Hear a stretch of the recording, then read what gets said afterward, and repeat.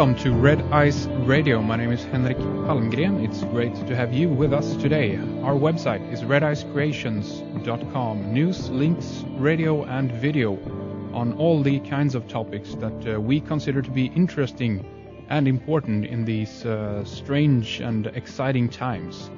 And today we are going to talk about astrology. We have Helen Sewell with us on the program, and Helen doesn't have her own website yet that I can direct you to, but I've looked at some of her writing that can be found on Jeff Stray's website, diagnosis2012.co.uk. You probably remember Jeff, that we had him on here a while back on the program. If you do not, just go back into the archive and check that out, because we are going to kind of have 2012 a little bit in the backdrop of our conversation here today with Helen. We're going to look at the at 2012 from the perspective of astrology. And Helen is also one of the speakers at the Alternative View 2 event in London in late May. The website for that is avii.co.uk or simply thealternativeview.co.uk. There you can take a look at more of the other speakers. You can read more about the event, date, times, and of course get a hold of tickets if you're interested in attending. And you can also, of course, tune into some of our recent programs that we've done here with other interviews with a few more of these speakers that will be attending the Alternative View. So it's very nice to have Helen with us today to focus on the astrological significance of 2012, and I'm sure that we'll get into some other interesting avenues as well. Welcome to the program, Helen. Thank you very much for coming on. Thank you very much, Henrik. It's very nice to have you with us. I'd like to hear just briefly a little bit about yourself, just if you've been, what you're primarily being into, so to speak, in regards to astrology. Have you done readings for people, and how long have you been interested in the subject? Okay, well, basically, I think that I was born an astrologer, if you like, from the age of 7. I remember quite vividly my father taking me to the radio telescope at Jodrell Bank in the north of England, and just going in there and just being blown away by the views of the heavens, basically.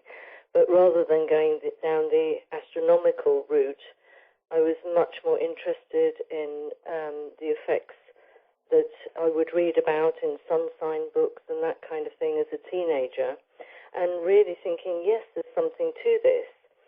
And then it led more into a hobby, until I thought, well, I really do want to take a formal qualification in this.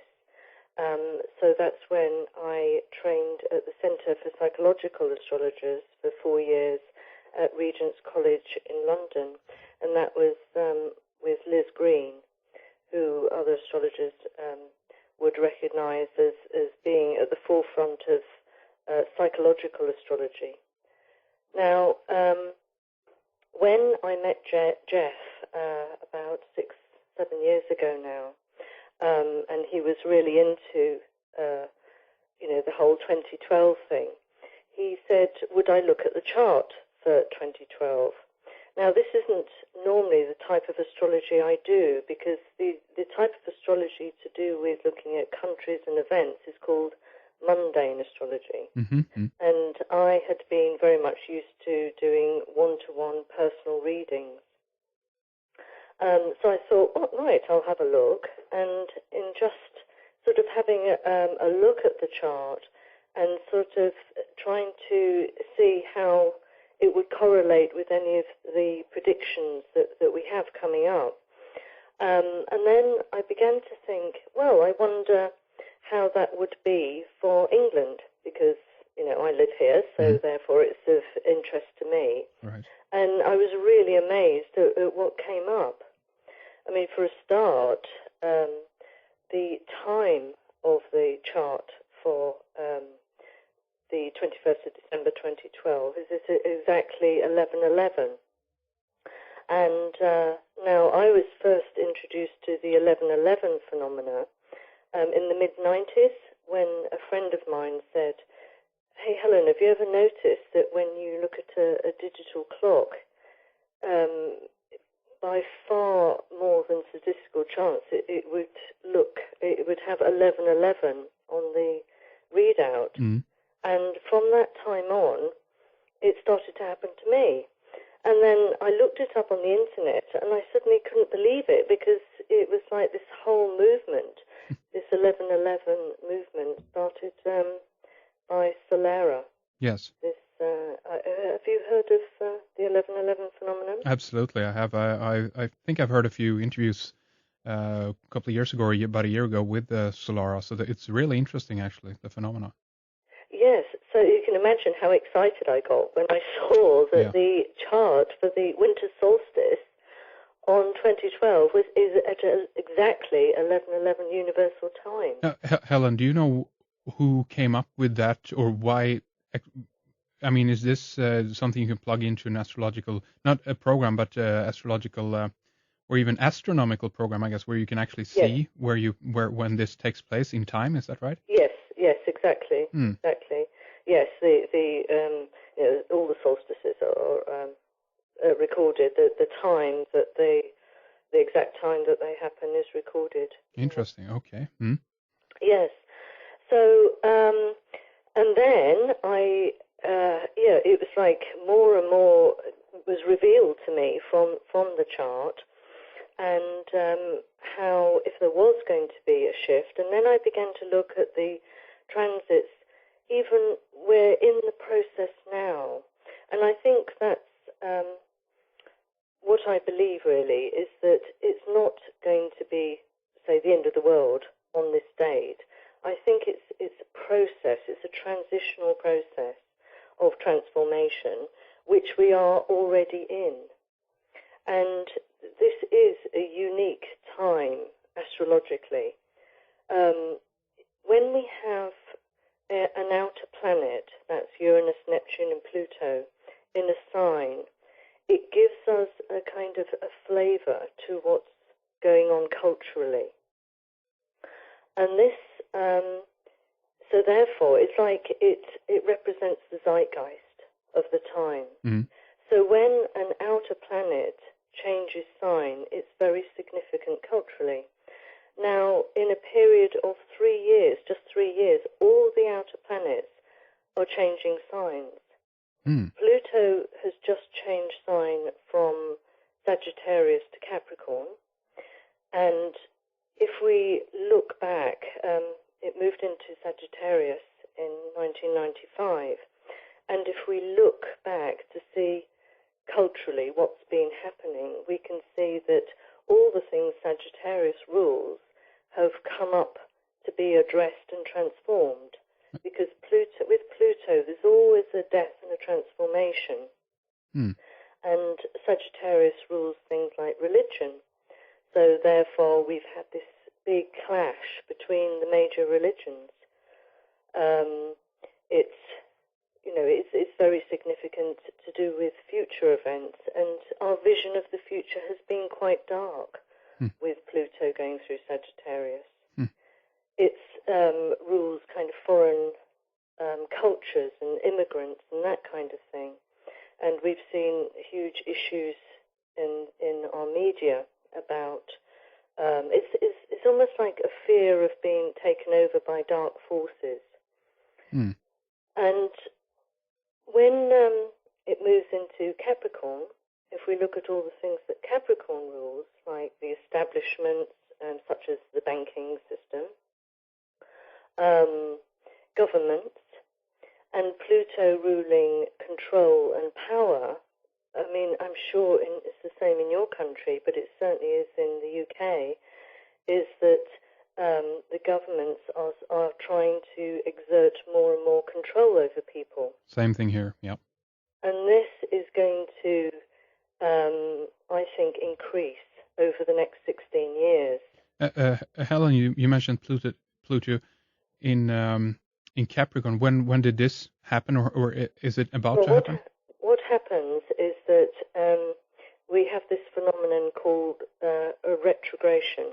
So it first went into Capricorn at the beginning of last year, then it moved back into Sagittarius, and then so twice it moved back into Sagittarius, but now since November, it's been fully in Capricorn. Okay. And so, if you like, the zeitgeist is changing just on that level. Yeah. And if we look at the planet Uranus, now that has, at the moment, it's in the sign of Pisces. And so what we're experiencing at the moment, because Pisces is very much to do with us all feeling connected with one another. Mm-hmm. And Uranus is very much a planet to do with new technology. It's anything to do with the new. And, I mean, if you want an idea of what the outer planets represent, you just have to look to see what was going on at the time of their discovery. Mm-hmm.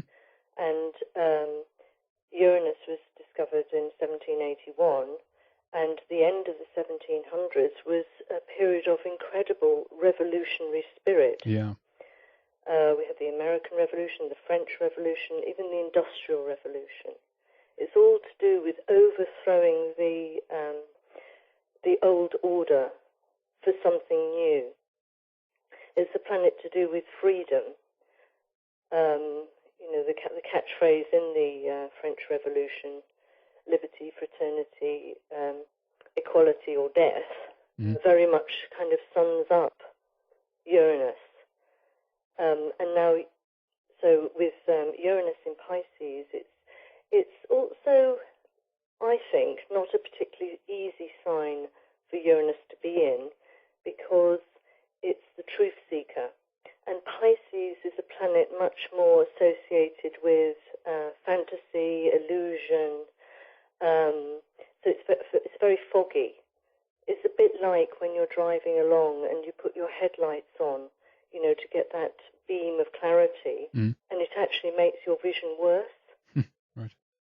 Do you see what I mean? Yes, yes. So when it moves into Aries in 2011, I think we're going to see quite a shift.